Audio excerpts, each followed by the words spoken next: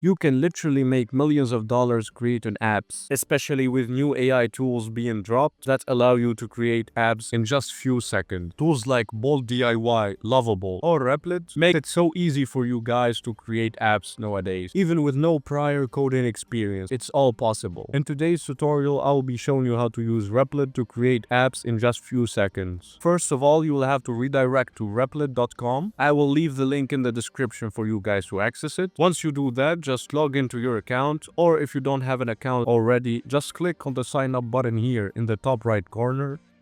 And then you will get the ability to either create an account using Google or GitHub or X, or even you can create an account using your email and password. Once you do that, you will be redirected to your account's Replit interface. You will get this input field here to be able to type in your prompts and turn them into full stack apps in just seconds. The interface is pretty simple and straightforward. You will get the sidebar here where you can access your apps, deployments, usage. You can even create teams and invite people. You can also see your plan and how many agent checkpoints you have used if you're running the free plan. Of course, you can always upgrade, but for the sake of this tutorial, the free plan is just sufficient. So once you do this, all you have to do, as I said, is input your idea or prompt into this field and let Replit do its magic. Of course, if you don't have any idea, it's okay. We can always leverage AI tools such as ChatGPT, DeepSeek, or whatever to generate unique app ideas for us. Just head into ChatGPT and say, generate me a simple idea that I can create using Replit and type in your niche here.